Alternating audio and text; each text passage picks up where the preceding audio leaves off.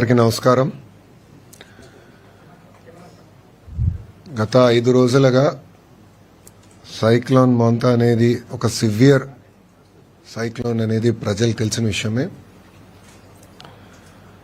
ఈరోజు రాత్రి 11:30 అమలాపురం దగ్గర అంటే ఆ ఏరియా దగ్గర ల్యాండ్ ఫాల్ జరగబోతుంది. సుమారుగా 90 నుంచి 100 కిలోమీటర్ల స్పీడ్ ఉండబోతుంది. అంతేకాకుండా చుట్టుపక్కల ప్రాంతానికి పెద్ద ఎత్తున వర్షం కూడా రాబోతుంది. ఈ సైక్లోన్ అనేది గౌరవ ముఖ్యమంత్రి చంద్రబాబు నాయుడు గారు 23వ తారీఖు నుంచి ట్రాక్ చేస్తాం జరుగుతుంది. ఆయన యుఏఈకి వెళ్లే ముందల కూడా సమీక్ష చేశారు. యుఏఈలో ఉన్నప్పుడు సమీక్ష చేశారు. తిరిగి వచ్చిన తర్వాత కూడా అనేక రివ్యూ మీటింగ్లు చేశారు. సుమారుగా 12 రివ్యూ మీటింగ్లు, టెలికాన్ఫరెన్స్లు, వీడియో కాన్ఫరెన్స్ గౌరవ ముఖ్యమంత్రి గారు నిర్వహిస్తాం జరిగింది. గౌరవ ప్రధానమంత్రి నరేంద్ర మోడీ గారు కూడా నిన్న గౌరవ ముఖ్యమంత్రి గారితో మాట్లాడటం జరిగింది. ఏర్పాట్లన్నీ ఎలా ఉన్నాయనేది ఆయన స్వయంగా తెలుసుకుంటాం జరిగింది. ఆ కాల్ అయిన తర్వాత రాష్ట్ర ప్రభుత్వం కూడా కేంద్ర ప్రభుత్వానికి ప్రత్యేకంగా ప్రధానమంత్రి కార్యాలయానికి రియల్ టైం రిపోర్ట్స్ కూడా పంపిస్తాం జరుగుతుంది. ప్రధానమంత్రి గారు కూడా రాష్ట్రానికి ఏం కావాలన్నా మీరు చెప్పండి, అన్ని ఏర్పాట్లు చేస్తామని ఆయన కూడా చాలా క్లియర్గా ఉన్నారు. ఈ సైక్లోన్ వల్ల సుమారుగా 40 లక్షల మందికి ఇంపాక్ట్ ఉంటుంది. హై రిస్క్ ఏరియా వచ్చేగల కాకినాడ, కోనసీమ, వెస్ట్ గోదావరి, కృష్ణా, బాపట్ల, ప్రకాశం, నెల్లూరు ఈ జిల్లాలన్నీ రెడ్ అలర్ట్లోనే. ఇక్కడ ఎక్కువ ఇంపాక్ట్ అనేది ఉంటుంది. ప్రజాప్రభుత్వం లక్ష్యం ఒకటే, లాస్ ఆఫ్ లైఫ్ అనేది ఉండకూడదు. దానికి తగిన చర్యలు తీసుకోమని గౌరవ ముఖ్యమంత్రి గారు చాలా స్పష్టంగా చెప్పారు. ఒక పక్కన డిజాస్టర్ మేనేజ్మెంట్ మంత్రిగా అనిత గారు, ఆర్టీజీఎస్ మంత్రిగా నేను, ఇద్దరికి పర్ఫెక్ట్ కోఆర్డినేషన్ సింక్తో గత 24 గంటల నుంచి మేము కూడా రియల్ టైం ఇది మానిటర్ చేస్తాం జరుగుతుంది. ప్రోయాక్టివ్గా సుమారుగా 1328 గ్రామాల్లో ఎక్కడైతే ముంపు ఉంటుందో, ఎక్కడైతే ఇంపాక్ట్ ఎక్కువ ఉంటుందో అక్కడ ఇవాక్యుయేషన్ కూడా నిర్వహిస్తాం జరిగింది. 3465 మంది ప్రెగ్నెంట్ ఉమెన్ కూడా, అంటే రాబోయే 15 రోజుల్లో ఎవరైతే డెలివరీ చేస్తారో వాళ్ళని కూడా ప్రోయాక్టివ్గా ఇవాక్యుయేట్ చేస్తాం జరిగింది. వాళ్ళకి కావాల్సిన పౌష్టికాహారం కానీ అన్ని కూడా ప్రభుత్వం అందజేస్తాం జరుగుతుంది. ఇంతేకాకుండా 1906 టెంపరరీ షెల్టర్స్ కూడా ఏర్పాటు చేశాం. అక్కడ కావాల్సిన రిలీఫ్ మెటీరియల్స్ అని కూడా ఇప్పటికీ పంపించాం. శానిటేషన్ కావాల్సిన బ్లీచింగ్ పౌడర్ కానివ్వండి, లైమ్ కానివ్వండి, ఇదంతా కూడా పొజిషన్ చేస్తాం జరిగింది. పాఠశాలలకు వచ్చేగల సుమారుగా 14,798 పాఠశాలలు ఇప్పటికీ హాలిడేస్ ప్రకటిస్తాం జరిగింది. దీంట్లో 364 స్కూల్స్ ఏకంగా సైక్లోన్ షెల్టర్స్గా మార్చడం జరిగింది. మత్స్యకారులు కూడా 29 వరకు వేటకు వెళ్ళకూడదు నిషేధం కూడా ప్రభుత్వం పెడతాం జరిగింది. యాక్టివిటీ సస్పెండ్ చేశాం. అన్ని చర్యలు తీసుకున్నాం. 11 ఎన్డీఆర్ఎఫ్ టీంలు, 12 ఎస్డీఆర్ఎఫ్ టీంలు కూడా ఏర్పాటు చేశాం. రిజర్వ్ టీమ్స్ కూడా ఉన్నాయి. అవసరమైతే ఆర్మీ కూడా హైదరాబాద్లో కంటింజెంట్ ఉంది కానీ వాళ్ళు కూడా స్టాండ్ బైలో ఉన్నారు. 145 వుడ్ కటింగ్ టీమ్స్ కూడా చైన్ సాస్తో మొత్తం ఏర్పాట్లు చేశాం. ఇప్పటికీ కొంత ఇక్కడ యాక్షన్లో ఉన్నారు. అంటే విశాఖపట్నంలో అక్కడెక్కడెక్కడ చెట్లు పడినా ఆల్రెడీ మీరు యాక్షన్లో ఉన్నారు. మీరు కూడా కవర్ చేశారు మీడియాలో. సో 145 టీమ్స్ రెడీగా ఉన్నాయి. మెడికల్ అండ్ హెల్త్కి సంబంధించి సుమారుగా 325 క్యాంప్స్ రెడీ చేసుకున్నాం. 876 ర్యాపిడ్ రెస్పాన్స్ టీమ్స్ కూడా ప్రభుత్వం రెడీ చేసింది. దాని తర్వాత సైక్లోన్ ల్యాండ్ ఫాల్ అయిన తర్వాత, దాటి వెళ్ళిన తర్వాత రెస్టరేషన్ కార్యక్రమం అనేది చాలా చాలా కీలకమైనది.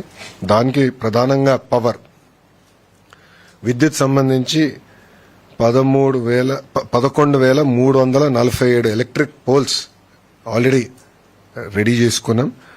1210 ట్రాన్స్ఫార్మర్స్ కూడా రెడీ చేసుకుంటాం జరిగింది. 772 రెస్టరేషన్ టీమ్స్ కూడా ఆల్రెడీ ఐడెంటిఫై చేసాం, పొజిషన్ చేసాం. అంటే సైక్లోన్ డైరెక్షన్ బట్టి వీళ్ళు ఎక్కడ ఉండాలి, మెటీరియల్ ఎక్కడ ఉండాలి ఆల్రెడీ పొజిషనింగ్ కూడా అయిపోయింది. హాస్పిటల్స్ కూడా కరెంట్ అందించాలి యుద్ధ ప్రాతిపదికంగా అనేది ఒక నిర్ణయం తీసుకున్నాం. తగిన చర్యలు కూడా తీసుకుంటాం.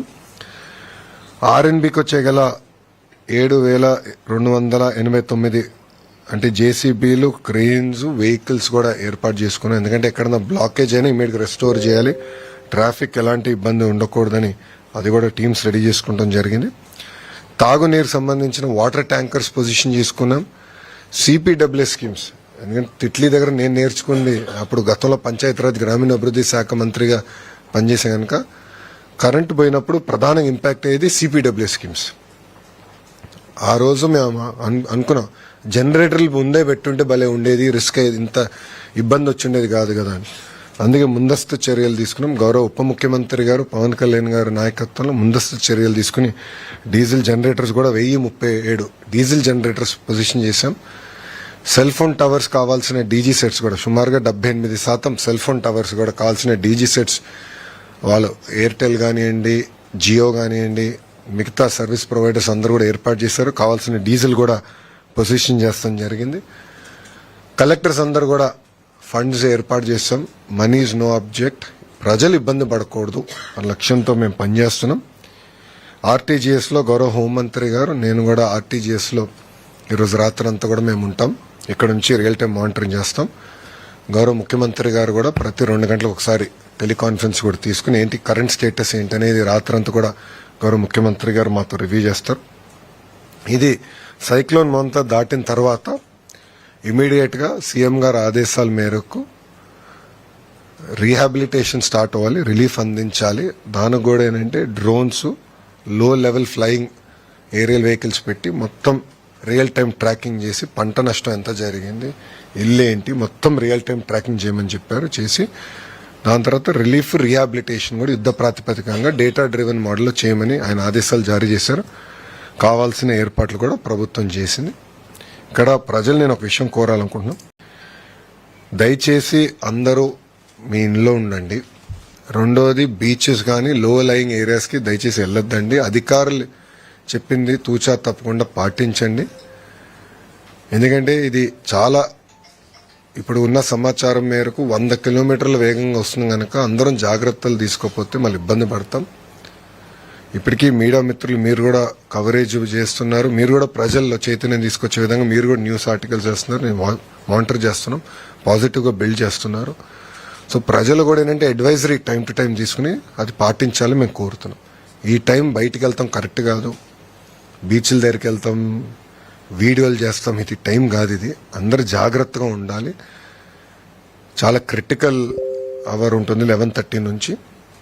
ఇప్పటికి మీరు చూస్తే చాలా దగ్గర వర్షాలు గట్టిగా పడుతున్నాయి, దాటిన తర్వాత కూడా వర్షం ఉంటుంది కనుక అందరూ అప్రమత్తంగా ఉండాల్సిన అవసరం చాలా చాలా ఉంది. సో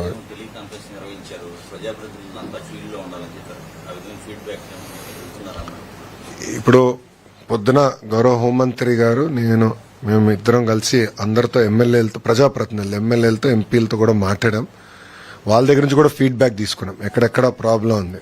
గోపాల్పురం ఎమ్మెల్యే గారితో మాట్లాడడం, ఎర్రకాలువ పొటెన్షియల్ గా ప్రాబ్లం ఉందంటే దానికి కావాల్సిన చర్యలు మేము సెంట్రల్ ఇక్కడ తీసుకున్నాం. ఆయన కూడా యాక్షన్లోకి దిగి అక్కడ లోకల్గా ఆయన కోఆర్డినేట్ చేస్తున్నాం.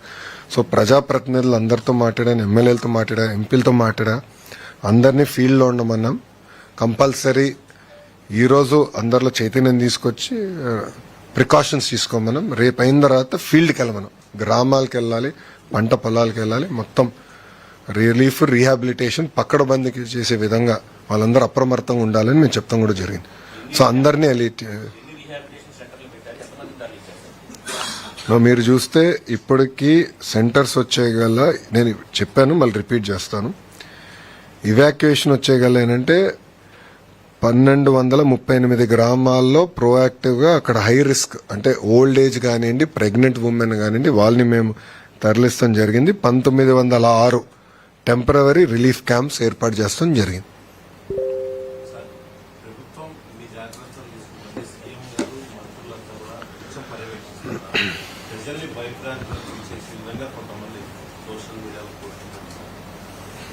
అంటే ఇనీషియల్ గా కొంతమంది చేశారు, దానిపైన యాక్షన్ ఏముంటుంది అనేది మేడం గారు తీసుకుంటారు. బట్ ఇప్పుడు మా ఫోకస్ అంతా ప్రజల్ని అప్రమత్తం చేయాలి, అదేవిధంగా వాళ్ళ చైతన్యం తీసుకురావాలి, మళ్ళీ ప్రభుత్వం పరంగా రిలీఫ్ రీహాబిలిటేషన్ కూడా మేము రెడీ అవ్వాలి.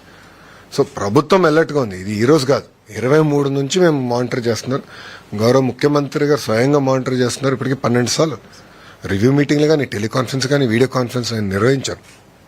మీరు కూడా దయచేసి గమనించాల్సిన ఒక విషయం, ప్రజాప్రతినిధులు కూడా ఫీల్డ్లో ఉన్నారు. ఎమ్మెల్యేలు కానీ, ఎంపీలు కానీ అందరూ ఫీల్డ్లోనే ఉన్నారు. మా గొట్టపాటి రవి గారు ఎనర్జీ మినిస్టర్ అక్కడనే ఉన్నారు.